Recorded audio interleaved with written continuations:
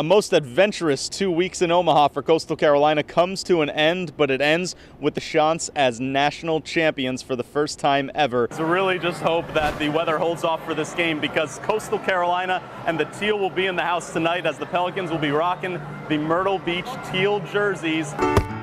Oh, that's not too bad. That's not too bad. It's the drivers that grab the headlines once they get the win, but in a NASCAR race, every second matters. What's the strategy that some of these drivers need to do to emerge victorious? We all know Darlington, one of the tougher tracks out there to handle. With the other schools in state, it got a little awkward. A week ago, Clemson and South Carolina had regionals paired next to one another in thoughts that the two would face each other in the Supers this weekend. Now, Clemson is eliminated, and South Carolina needed a win against UNC Wilmington to advance. After almost 2 weeks here in Omaha, it finally comes down to this. One game and at least 9 innings to decide who becomes baseball's national champion between Coastal Carolina and Arizona. On its day off, CCU still got in some baseball with kids of the Nebraska Medical Center, though the hospital is a place that athletics director Matt Hogue has been familiar with for some time. It was very important to us 10 years ago when our daughter Caroline needed a life-saving small bowel transplant, and this was the place that we found that was capable of handling that specialty. So the Hogues found their way to Omaha and made it a second home. We waited for 5 months here. It wasn't possible to wait at home because the time between getting the call and needing to be in the operating room is very short. But 10 years after the procedure, the Hogues cannot be happier about the way things went. It wasn't enough for us to just keep her alive. We wanted her to have, you know, the full life and experience of school and sports and piano and being able to come to the College World Series with her favorite team. And the relationship with the hospital continues to stay strong.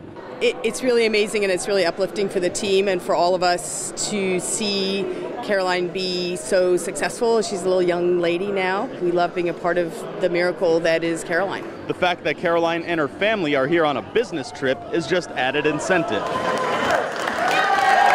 Everybody wants to come to Omaha to play baseball, but it's very special for us. We always hoped this day would come where we'd be able to kind of bring the story full circle and get this team to Omaha, and you know, it finally happened. So it's really a blessing and a dream come true. Carolina Forest has often been among the top of the high school baseball polls this season, and the team was playing like it belonged there in the Panthers postseason opener this evening. At home, hosting Spring Valley tonight, and the Vikings with runners on first and second early, but not to worry. Look at the liner right to Joey Lewandowski, who squeezes it and steps on second for the unassisted double play to end the inning. Time for some offense in the bottom half of the first. Ryan Gold strokes one to right. That ends up deep in the outfield. It'll put runners on second and third, and then a nice play at short by the Vikes on the Jacob Frischmuth grounder. But the first run crosses for the Panthers, and that sets up Hunter Baden, and this guy can rip, and he shows it here.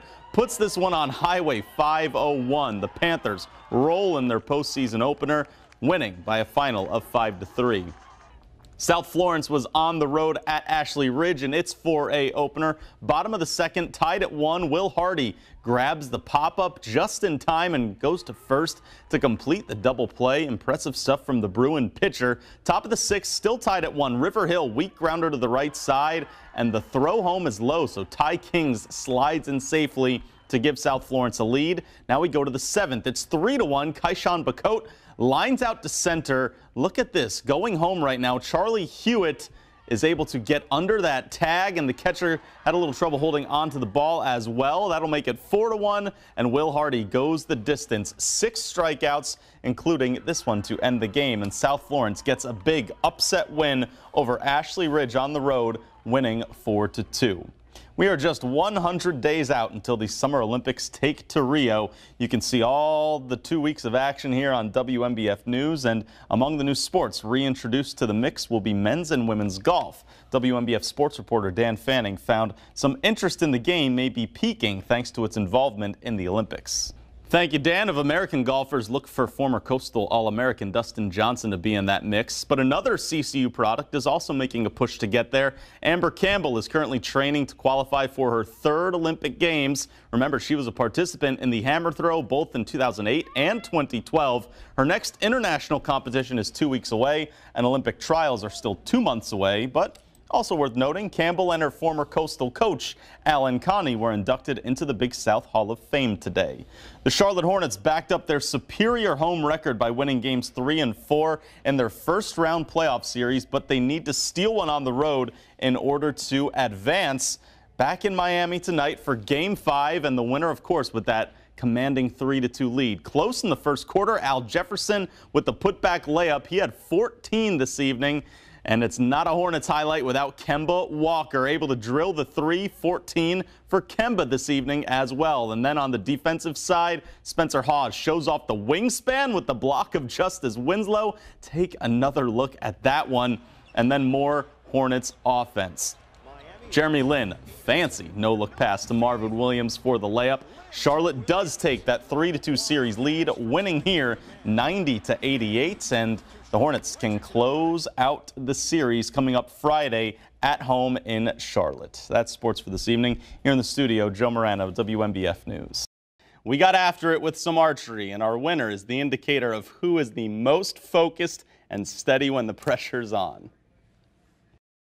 Here we are again, Joe Murano right here, right behind me, Dan Fanning, thinking that we're both archers now, just as John Black of Sand Dune Archery Club called it, archery debacle. Let's go and let's see who's the best. 5 arrows, Dan, are you ready? No.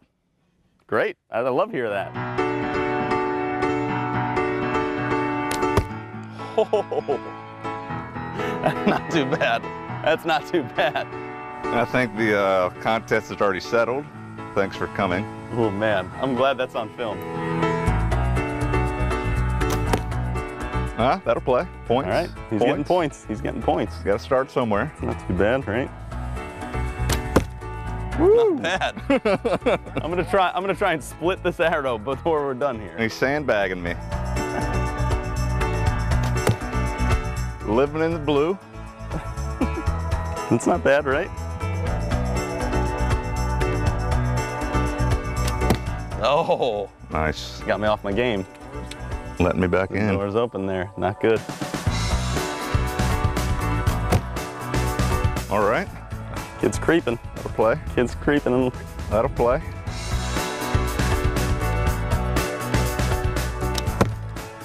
That felt good. That felt good. I think the door just closed on. I mean, the leaves are up there if you want to go for it.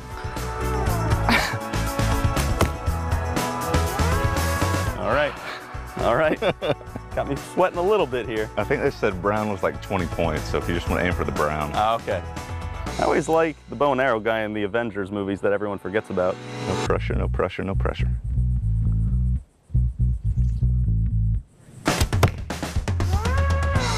Not bad. I'll take it, I think. Yeah. It's only got one left, right?